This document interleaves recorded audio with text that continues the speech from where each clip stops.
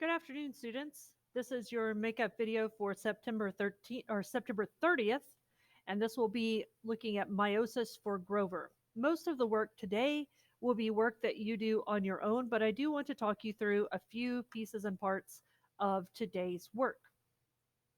So the first thing that you're going to want to do is add meiosis and gametes to your glossary.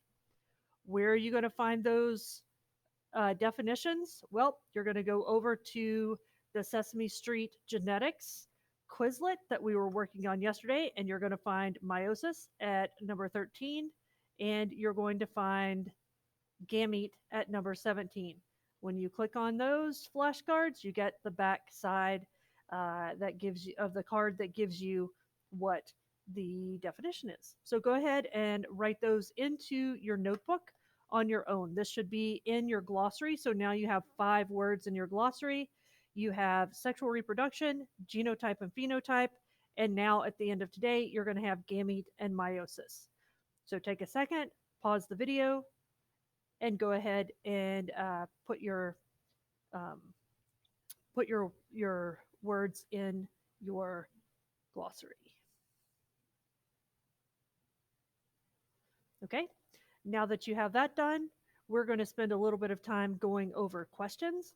Let me pull up the answers, and you can take a few minutes and run through this. Okay, so let's make sure that we are in our Genetics of Sesame Street characters uh, file here in our document.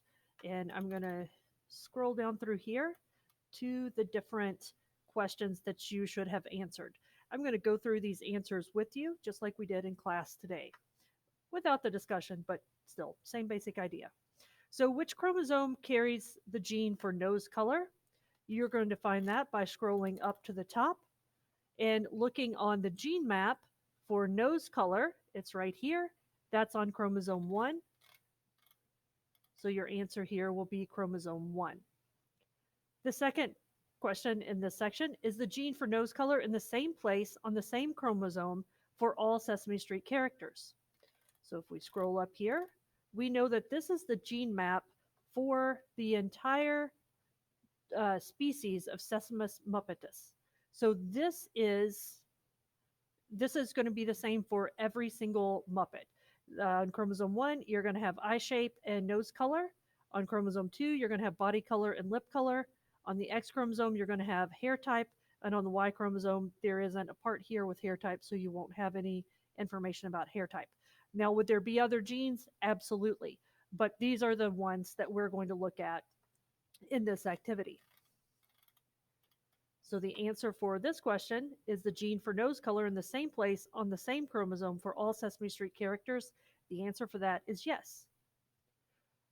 The next question, which nose color phenotype is dominant? So we're going to go up here to figure 1. We're going to look at nose color right here. And we want to look at pink and orange. Those are our 2 nose colors.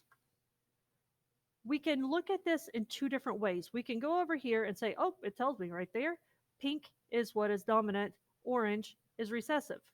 We can also look at the genotypes, and if we know that a capital letter signifies a dominant allele, we're going to know that if the pink phenotype is created by the genotype that is heterozygous dominant or homozygous dominant or heterozygous, then we're going to see that pink has to be the dominant phenotype. Okay, so which nose color phenotype is dominant?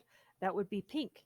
And we just looked at this in the chart, the genotypes that would result in a pink-nosed individual, that would be homozygous dominant, and that would be heterozygous.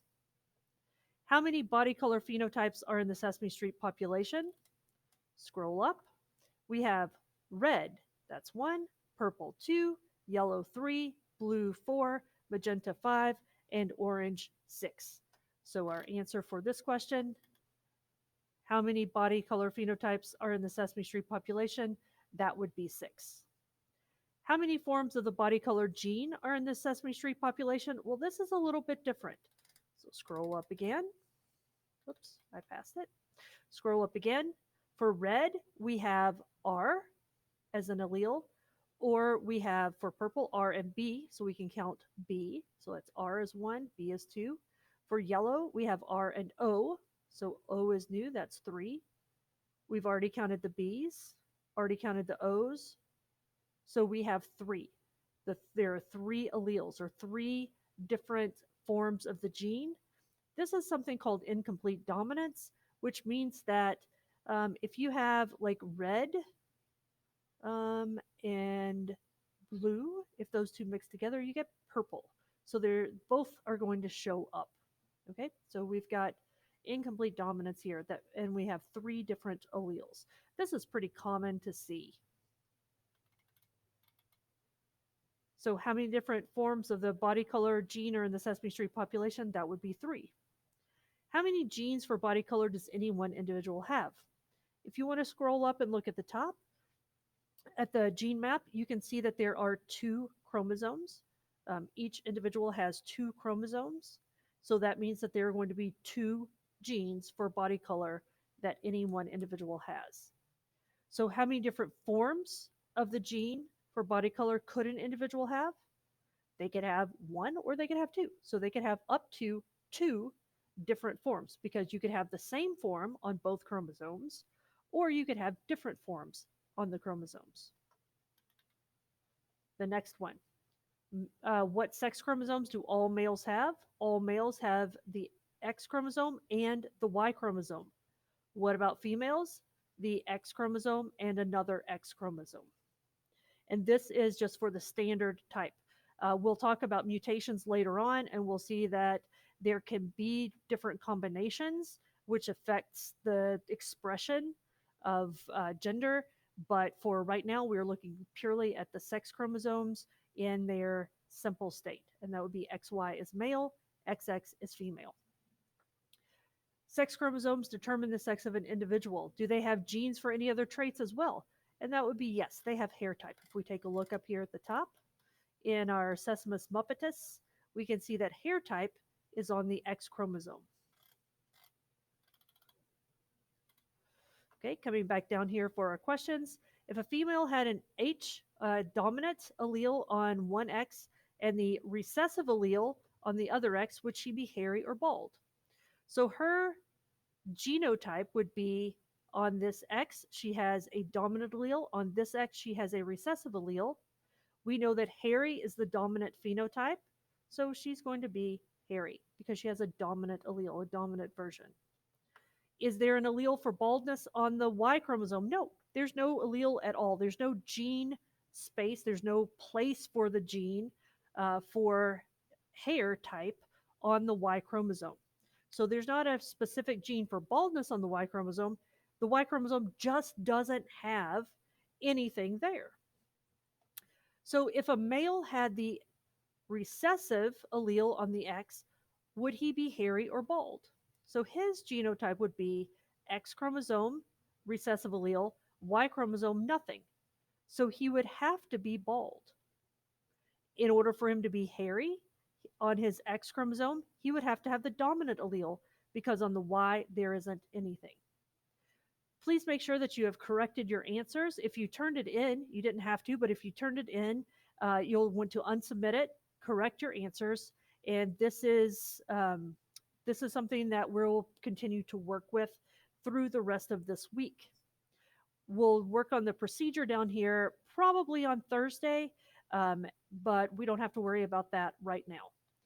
What we're going to do now is work on meiosis for Grover. So yesterday we went through the meiosis for Abby together, and today you're going to do meiosis for Grover on your own. If you were not in class today, you can access the document that I handed out in class right here. You can just copy this down on a piece of paper, or you can actually open it with Cami, and I've done that right here. So I've opened it with Cami. You can do drawings in Cami. I don't know how long that would take. I think it might take a little bit too long, but if you want to try it, it is an option. If you don't have a printer and you don't want to like redraw this, probably the easiest thing to do is to draw it in your notebook, but I'm not sure. You can choose that on your own. So you're going to work on this model for Grover, and you do have a little bit of help. So you're going to fill in this first circle. This is our first cell in sexual reproduction. This is the first cell that's going to form into the gametes. And the help that you have is right here in the slides that I have attached for you. Now, Miss Laswell is a much better artist than I am. You saw what I drew yesterday. But here with the meiosis for Grover, she has done a much better job.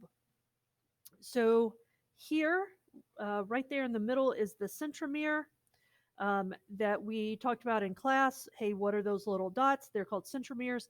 And that's where you tend to get the two chromosomes. Once these chromosomes replicate, they kind of stick together there. Well, mine didn't stick together because of my drawing, but Miss Laswell has done a really good job of making these stick together and showing you a little bit better what they look like. So, just for your ease of viewing, I've put this in a slides presentation. Here is the first cell. Here is the second cell. Grover saying, hey, over here to the side. But here are both of those first two cells together. Okay, I just split them out so you could see them a little bit better down here. Now, what's happened here is that this is the first cell. This is what Grover looks like. He's got one copy of this chromosome, chromosome 1 from his dad, this copy from his mom, this green copy right here, lime green, from his dad, this pink one from his mom. He's got this teal color here from his mom. This is the X chromosome that he got from his mom. And here's the Y chromosome that he got from his dad. Cellular replication is happening, or sorry, chromosome replication is happening right here. So the process of replication can go in there. And so you've got now two copies of chromosome 1 from the dad, two copies of chromosome 1 from the mom, two copies of chromosome 2 from the dad, two copies of chromosome 2 from the mom, two copies of the X chromosome, two copies of the Y chromosome. If you remember in our discussion yesterday, we said that these two, this chromosome 1 and this chromosome 1, would line up here in the middle. The chromosome 2s would line up in the middle, and the sex chromosomes will line up in the middle. Then they will split out. So you'll get a chromosome 1 and a chromosome 2 and a sex chromosome going into the new cell that you will see on the back of your paper. And you'll get a chromosome 1 and a chromosome 2 and a sex chromosome going into the other cell that you see on the back of your paper. You get to pick which chromosome 1 goes which way. So you could say the green one goes here, or you could say the green one goes there. If the green one goes there, then the red one has to go here. They can't go to the same place. You get mistakes if that happens. So the green one can go here and the red one there, or the green one can go over there and the red one here. Same thing for the lime and the pink. The lime can go here, or the lime can go there. The pink can go here if the lime's over here. The pink can go over here if the lime's over there. For these two, the X chromosome can go here and the Y chromosome there, or the X chromosome can go over there and the Y chromosome here. This is called the law of independent assortment.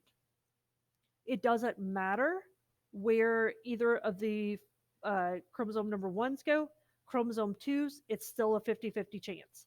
If you don't know which one to go different places, just decide, oh, green's heads, red is tails, and flip coin. Oh, got tails. All right, then red will go on the left, green will go on the right. That's perfectly fine as well. So you will fill this in on your own. You'll fill this in on your own. These two cells can be filled in from your slides. You're going to want to fill in the information around them from your notes. And then you will come up with the information to fill in on these in these cells here. Okay, so this cell is going to divide into this one and this one, and that's what I just talked about with you. You also are going to want to spend some time working through the Quizlet. You're going to want to work on the test. as well, because we're going to have a vocabulary test or a vocabulary quiz really on Friday. And the Quizlet is the way that I'm having you study for that vocabulary quiz. So please make sure that you've got meiosis and gametes added to your glossary in your notebook. Make sure that you've got your questions updated, those questions on the Sesame Street Genetics Google Doc, and then work on the Grover meiosis model on the template that you received in class. If you weren't in class, then you can see here's the template right here. Your homework for today is to work on Quizlet, continue to study, and then move on to the test. Hope you have a wonderful Wednesday, and I will see you on Thursday.